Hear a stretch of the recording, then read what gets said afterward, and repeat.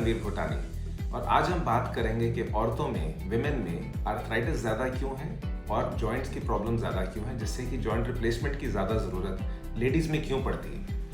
हमारे पास जितने पेशेंट आते हैं ऑलमोस्ट 60 to 70%, मतलब कि ज़्यादातर patients, majority of patients are ladies.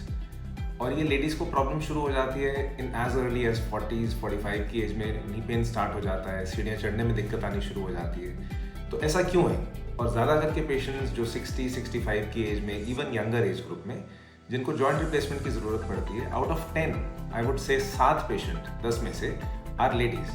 तो क्यों है ऐसा? उसके लिए एक नंबर ऑफ फैक्टर्स हैं जिसे हमें समझना पड़ेगा। कुछ फैक्टर्स हमारे कंट्रोल में हैं और कुछ फैक्टर्स हमारे कंट्रोल में नहीं हैं। सबसे इंपॉर्टेंट फैक्टर है हार्मोन्स और मेनोपॉज। 55 की एज तक या 50 की एज तक जब तक लेडीज के हार्मोन्स आर इफेक्टिव, तब तक उनको आर्थराइटिस, ऑस्टियोपोरोसिस मतलब कि बोन की वीकनेस और इस तरह की सारी चीजें कम होती हैं। As soon as menopause happens, 50-55 साल की उम्र में जब हार्मोन्स का इफेक्ट खत्म हो जाता है, उसके बाद बोन्स के अंदर क्वालिटी और आर्थराइटिस का ऑनसेट यानी कि गठिए का ऑनसेट जल्दी स्टार्ट हो जाता है। इससे ना कि सिर्फ आर्थराइटिस की प्रॉब्लम ज़्यादा होती है बल्कि बहुत फास्ट होती है।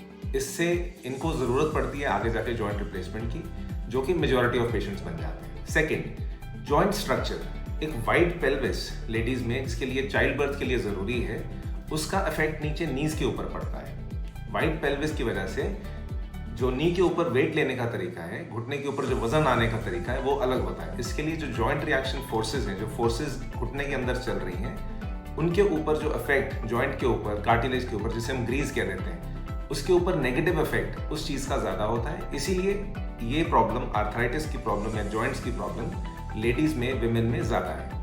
थर्ड, जब extra weight during pregnancy gain किया जाए या प्रेगनेंसी के बाद कई बार 2 साल, 4 साल, इवन 5 साल तक वेट लॉस नहीं हो पाता, उसके लिए हार्मोन्स का इफेक्ट है, उसके लिए कोई डोमेस्टिक इश्यूज हो सकते हैं, कई और प्रॉब्लम्स हो सकती हैं। And because of all these things हमने ये भी देखा है कि कई लेडीज अपनी बेसलाइन वेट पे नहीं पहुंच पाती दोबारा, और ये एक्सेसिव वेट वो थ्रू आउट कैरी करती हैं for the rest of their life.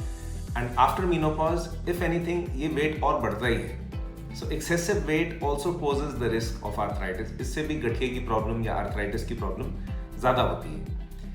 उसके बाद कुछ अंश तक जेनेटिक्स का भी इसमें काफ़ी बड़ा रोल है। तो कई लेडीज़ में जिनकी मदर्स को या जिनके और फैमिली में भी गठिए की प्रॉब्लम या आर्थराइटिस की प्रॉब्लम रहती है, उनमें भी ये इंसिडेंस ज़्यादा देखने को मिलता है। सबसे इंपॉर्टेंट चीज़ ये है कि ऑटो इम्यून डिसऑर्डर्स, जिसे हम गठिया कहते हैं, गठिए का भी जो ज़्यादा करके अंश है, ज़्यादा करके जो प्रेवलेंस है, वो विमेन में है एज कम्पेयर टू जेंट्स।